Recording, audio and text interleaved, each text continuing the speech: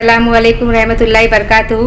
मैं सलाउद्दीन की वालदा आपसे ये कहना चाहती हूँ कि मेरा बेटा जो कि सिविल इंजीनियर है, जो मजलिस में शुरुआत से ही काम कर रहा है, लेकिन कुछ गुंडे लीडर लोग मेरे बेटे को आगे आने से रोक रहे हैं, ज़बरदस्ती इसको टारगेट कर रहे हैं। हर काम में बढ़ चढ़कर कैसा काम करता है ये, जबकि मेरे वालिद साहब जो कि 1980 से 2016 तक जनाब असदुद्दीन साहब के वालिद के बारे में एशिया एक्सप्रेस में एक कॉलम उनके बारे में लिखते थे। आज भी आप वो पेपर उठाकर उनके पन्ने पढ़ सकते हैं। और मेरे बच्चे का नाम उन्हीं के नाम से उन्होंने रखा था। मैंने मेरे वालिद साहब से कहा था भी कि मेरा बच्चे का नाम ऐसा क्यों रख रहे हैं, इसके मायने बहुत ये है। तो नहीं, बोले मेरे को असद साहब के वालिद साहब से लगा हुआ है, मैं उनके बारे में पेपर में लिखता हूँ और मैं इसी के नाम पे मेरे बच्चे का नाम रख रहा हूँ, नवासे का। जनाब असदुद्दीन साहब के वालिद के बारे में अपना कॉलम तैयारी करते थे। आज मेरे बच्चे को वो मजलिस से इतना लगाव है, वो बढ़ चढ़कर आगे का काम करता है, हर काम में हिस्सा लेता है, लेकिन कुछ गुंडे टाइप लोग गलत फहमी का शिकार है, जो कि मेरे बच्चे को आगे आने से रोक रहे हैं, ज़बरदस्ती उसको हर्षमेंट कर रहे हैं और उससे जान से मारने की उसको धमकी दे रहे। उसकी ज़बरदस्ती उसकी गाड़ी फोड़ दिए। कौन है वो गुंडे लोग, कौन है, आप नाम बता सकते हैं? अब वो गुंडे लोग ये है कि समीर पटेल है, वो समीर है, मुंशी पटेल है और दो चार लोग हैं जिसके मैं नाम से वाकिफ़ नहीं हूँ। आए दिन मेरे बच्चे को वो परेशान कर रहे हैं। मजलिस का कोई बड़ा आदमी आकर कोई अच्छे से इक़दाम उठाकर इस मसले को हल नहीं कर रहा है। जैसा आपने मालूमात दी बाजी, तो असद साहब है, अकबर साहब है, ये पार्टी के बड़े जिम्मेदार हैं जी। और आप एक उनके वालदा हैं जी। एक माँ समझ सकती है अपने बच्चे का दर्द और उसकी जान को खतरे का, जब माँ जब महसूस कर सकती, शायद वो दुनिया में कोई महसूस नहीं कर सकता। आप बराह रास्त उनको क्या पैगाम देंगे कि इस मामले पे और खासकर मेरे बच्चे के जान के तहफ़्फ़ुज़ के लिए मामला पे कुछ आगे बढ़िए? ये कहना चाहूँगी कि जो हमारे खासदार साहब है, उन्होंने पर्सनली इस ताल्लुक़ से कुछ इक़दाम उठाना चाहिए और अपने मजलिस को बदनाम ना करते हुए इसमें सुलह करवाना चाहिए और इसके आगे कुछ उसके अच्छे राह निकालना चाहिए। सही। मजलिस पार्टी नौजवान बच्चों की पार्टी मानी जाती है। अगर नौजवान बच्चों के साथ में ऐसा होगा तो आप क्या कहेंगे पार्टी के आला अधिकारी जी? आला हाईकमान से क्या कहेंगे आप पार्टी की? नौजवान बच्चों के साथ अगर इस तरीके की हरकत होगी पार्टियों में तो बच्चे कैसे काम करेंगे? बच्चों को इंसाफ तो होना चाहिए ना। जब पार्टी को आपको कामयाब बनाना है तो नौजवान बच्चों का आपको साथ देना चाहिए, जो कि तालीम में याफ्ता है, काबिल है, तो ऐसे बच्चों को तो साथ देना चाहिए। आपका पूरा नाम बता दीजिए। मेरा नाम आरिफा बसरी है। मैं सैयद सलाउद्दीन हूँ। मुझे शहर में कुछ हद तक के लोग जानते हैं। मुझे ये इसलिए आना पड़ा है सामने कि शहर में जो है तो कुछ वीडियो वगैरह आ रहे हैं कि जिसके पस मंज़र बताया जा रहा है कि ये जो हरकत है, ये हरकत जो है किसने मिलके किया, किसने नहीं मिलके किया, इसे जोड़ा जा रहा है। मेरे आने की वजह यह है आपके सामने कि मैं ये बात आपके सामने इसीलिए कर रहा हूँ कि असदुद्दीन अवैसी साहब जो है हमारे एमआईएम के पार्टी प्रेसिडेंट है। वो असदुद्दीन अवैसी साहब यहाँ पर इम्तियाज़ जलील साहब के वालदा को पुरसा देने के लिए इम्तियाज़ जलील साहब के पास आए थे। जैसे ही वो उनका काफ़िला निकला गाड़ियों का, उनके पीछे मैं भी निकला।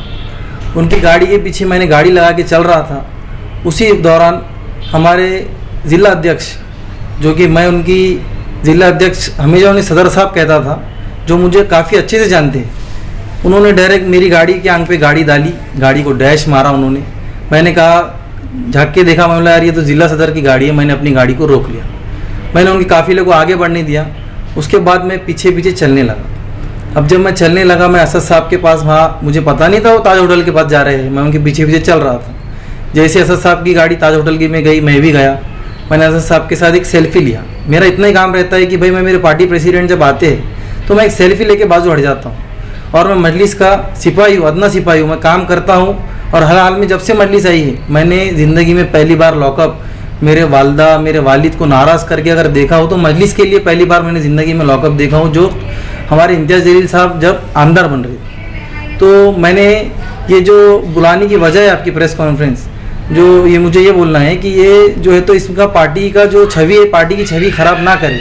ये हमारा व्यक्तिगत मामला है। मुझे जो है तो जान से मारने की साजिश कोशिश की गई थी। और कुछ लोगों ने कहा कि भाई चलो अपना पार्टी का मामला है, वहाँ मिल लेते, ख़त्म कर देते। मैंने बोला चलो बहुत अच्छी बात है। ज़िला सदर साहब को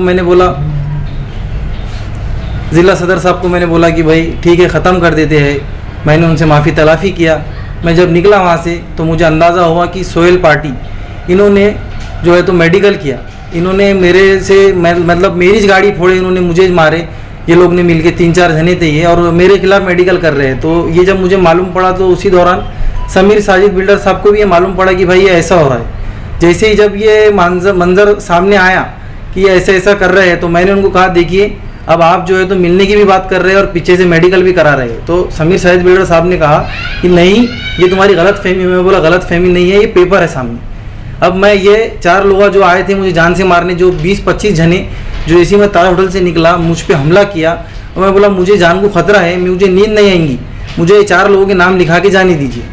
तो उन्होंने मुझे बोला कि नहीं भाई तुम ऐसा मत करो, अपन मिल लिए, अपन ख़त्म कर लिया। मैं बोला ख़त्म कर देंगे अपन, लेकिन जो उन्होंने पीछे से मेडिकल कराए मेरे पे, अभी आज भी उन्होंने झूठा चैप्टर केस दाखिल करा डाले।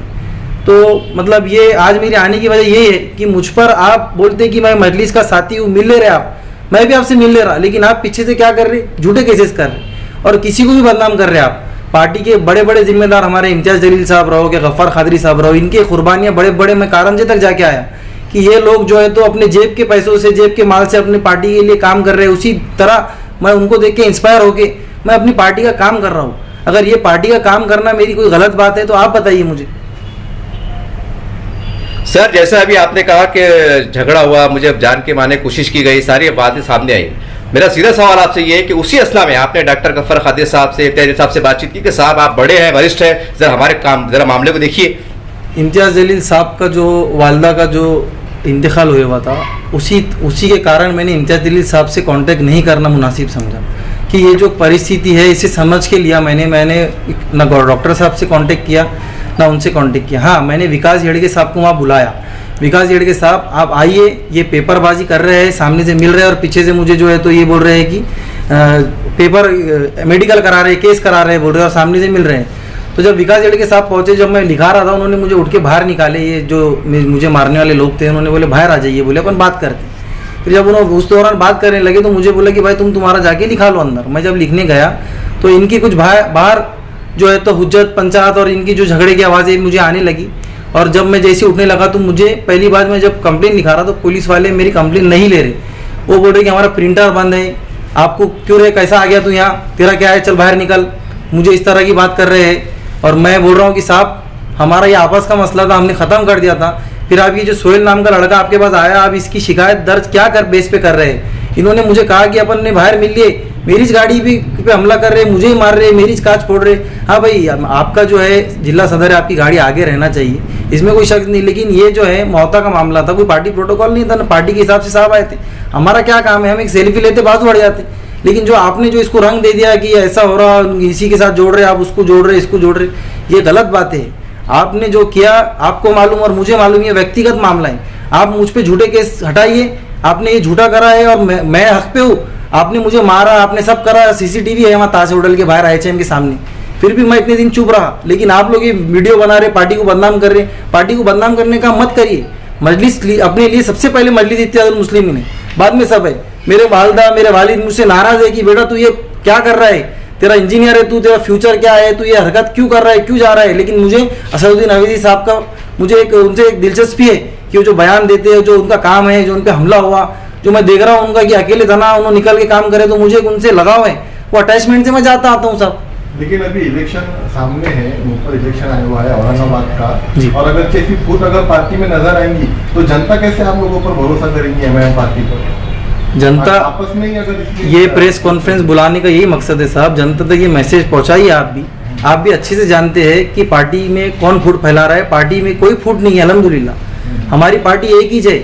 और असद साहब, डॉक्टर साहब, इम्तियाज साहब, हमारे जो भी सदर है, मैं भी आज भी मजलिस का कार्यकर्ता बन के काम करूँगा और करता रहूँगा।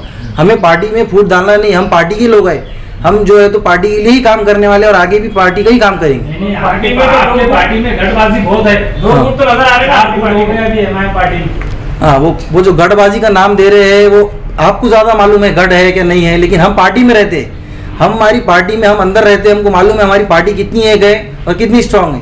ये हमारी मजलिस इत्तेहादुल मुस्लिमीन में कोई गड़बाजी नहीं है, मैं आपको खुले तौर से बोल रहा हूँ। तो ये प्रकरण बाहर कैसा आ रहा आपकी पार्टी में, जब गुटबाजी नहीं है ये तो बाहर कैसा आ रहा?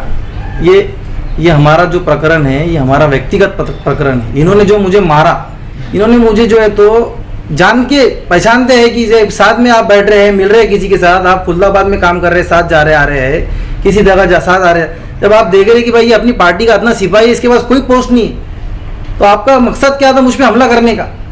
तो ये पार्टी का क्या, इसमें पार्टी का लेना देना है कि मुझे मारने से कोई पार्टी बदनाम हो रही है क्या? जनता में ये भी चर्चा है कि आप डॉक्टर गफ्फार कादरी गुट से आते हैं, इसलिए आपके ऊपर हमला हुआ है। नहीं साहब, मैं आपको इसमें साफ कर दूं, मैं खासदार साहब के भी उतना ही करीब हूँ जितना डॉक्टर साहब के करीब हूँ। मैं हर तरफ जाता हूँ, यहाँ तक कि मैं दारुसलाम में भी जाता हूँ, और मैं दारुसलाम पे भी जाता हूँ, मैं गफ्फार कादरी साहब के पास भी जाता हूँ, खासदार साहब के दुआ बैंक के ऑफिस पे भी जाता हूँ। मैं मजलिस का सिपाही हूँ। मैं यही बोल रहा हूँ, ये जो बताया जा रहा है गढ़ है वो अलग है, ये अलग, ये अलग नहीं है।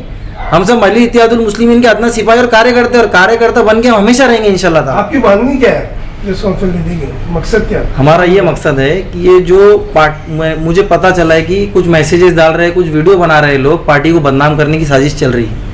मेरा आपको लोगों को बुला के ये मकसद है कि मजलिस इत्तेहादुल मुस्लिमीन पार्टी जो है इसको बदनाम ना करे। हम सब एक है और हमारा एक ही प्लेटफॉर्म है, हमारा एक ही है, हमारा बैरिस्टर असदुद्दीन अवैसी, अकबरुद्दीन अवैसी। हमारा कोई ऐसा गड़बाजी नहीं है और पार्टी का ये व्यक्तिगत मामला हमारा है, पार्टी का मामला नहीं है ये। आप क्या सोच रहे हैं कि मजलिस इत्तेहादुल मुस्लिमीन जिला अध्यक्ष, युवा अध्यक्ष और हमारे अध्यक्ष से चल रही है? हमारे में इत्तेहाद है, बरकरार रहेंगे, लेकिन आप जब हमला कर रहे हैं, हम पे मार रहे हैं, तो उसको तो हमको आपको बुला के बताना पड़ेगा ना पार्टी में क्या। फेसबुक पे ये भी देखा जा रहा है कि मजलिस के ही लोगों को गालियां दे रहे हैं, गलत सलत मैसेज डाल रहे हैं, ये क्या है? ये इसलिए बुलाने का मकसद है आपको सब प्रेस कॉन्फ्रेंस में कि ये जो है ये सब गलत हो रहा है। ये पार्टी हमारी एक और दो लोगों से नहीं चलती है, लेकिन मजलिस के लोग ही और ये जो मजलिस के लोग हैं इन तक के ये बात पहुंची ही नहीं है कि ये मंजर क्या है। ये जो सीधा है कि बस बोलते रहे कि वो दो जनों को आपने ऐसा करे, उनको गलत कर रहे, इनको अरे आप ये भी तो देखो कि हुआ क्या था मसला। आप डायरेक्ट अंजाम पे पहुंच जा रहे कि वो पार्टी से इनको ये करो, पार्टी से। बस ये कह सकते हैं कि जो लोग मौका ढूंढ रहे थे पार्टी को बदनाम करने को, उनको मौका मिल गया। जिसको मौका ढूंढ रहे थे पार्टी में बदनाम करने, उनको मौका मिल गया। अभी आपकी खासदार इम्तियाज जलील से बात हुई क्या, ये मसले को हल किया जाए इसको?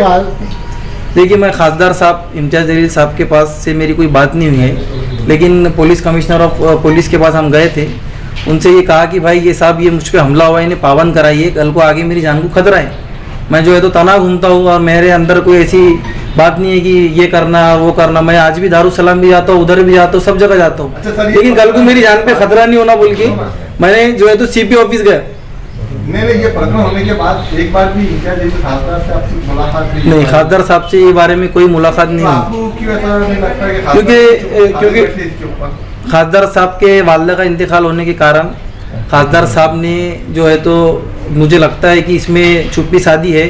और आजकल वो दिल्ली में भी थे, अब वो मसरूफ आदमी है, थोड़ी बड़ी शख्सियत है खासदार बोले तो। हम नहीं चाहते कि जो है तो आप किसके पास अपनी तकरार लेकर जाएंगे? पार्टी में मेरा काम है, शहर अध्यक्ष है हमारे गफ्फार कादरी साहब है, इम्तियाज जलील, मैं यहाँ से उन तक ही पहुँचूंगा। दिल्ली गए हुए साहब, जी साहब दिल्ली से आते तो उन तक भी पहुँचूंगा। लेकिन बात ये थी कि सीपी साहब ने ये कहा मुझे कि आपकी पार्टी का इंटरनल मैटर है ये। खासदार साहब ने कहा है बोल रहे आपकी जान को खतरा है, तो किसी ने आपको फोन किया या किसी ने आपको आपके सामने किसी ने बोला है कैसा? हाँ, मुझे ये किसने बोला है वो बताइए। मुझे मुंशी पटेल ने और उनके साथ कुछ मैं जिसे नहीं जानता हूँ कुछ लोग थे, उन्होंने कहा कि इसको ज्यादा घुस रहा है, ये वो आगे आगे कर रहा है, इसके टांगा पर हाथा पैरा तोड़ के डाल दिए। आप आरोप लगा रहे हैं कि ये मतलब आपको धमकी मिली है? नहीं, धमकी मिली है। फोन के ऊपर? फोन के ऊपर नहीं, फेस टू फेस साहब। जब हमारा झगड़ा हुआ पुलिस चौकी के पास जब हम आए, उन्होंने फेस टू फेस बोले। तो आपके बड़े नेता ना सामने क्यों नहीं आ रहे इस बात को खुलासा करने के लिए? आप बता रहे कि पार्टी में फूट नहीं है, तो आपके बड़े नेता सामने आकर इसका जवाब क्यों दे? हमारे जो खासदार साहब हैं वो दिल्ली गए थे, जैसे दिल्ली से आएंगे तो देखते हैं। हम भी बैठे हैं कि खासदार साहब को हमने एक बात हमारी कैसा पहुंचाना, और बात काफी टाइम हो गया है। हाँ, तो प्रकरण हो गया, इसलिए ये हम क्या चाह रहे थे साहब कि पार्टी का हमारे लिए पहले फर्स्ट पार्टी है, हमारी पार्टी का नाम बदनाम नहीं होना। तो हम ये चाह रहे थे कि ये जो है ना, हम पार्टी का बदनाम नाम नहीं होते हुए बात करके खत्म कर लेंगे। इस मसले पे आपने असद साहब से, अकबर साहब से बात की कि साहब हमारा औरंगाबाद में चल रहा है और आप बड़े हैं, वरिष्ठ है, जरा कुछ इसमें जरा आपको हुक्म दीजिए ताकि मामला काबू में आ जाए। खुल के अगर बात हुई थी, फोन पे हुई बात? जैसा आप दावा कर रहे हैं कि मैं असद साहब को मैं चाहता हूं, तो चाहत के बुनियाद पे तो बात हो सकती है। देखिए साहब, असदुद्दीन अवैसी साहब को मैंने ये उन तक ये मैसेज पहुंचा दिया हूँ। असद साहब ने उसे देखकर रोक दिए, उनका रिप्लाई कुछ नहीं आया है। उसी तरह हमने ये खासदार साहब, हमारे खासदार साहब जो थे वो दिल्ली चले गए, अब वो आएंगे तो उसके बाद इंशाल्लाह बात पहुंचाएंगे उन तक। आपका नाम बताइए। मेरा नाम सैयद सलाउद्दीन है, मैं BE सिविल इंजीनियर हूँ। एमआईएम पार्टी में क्या पोस्ट है आपकी? MIM पार्टी में मैं एक अदना सा सिपाही हूँ, मेरी पार्टी में कोई पोस्ट कार्यकर्ता हूँ।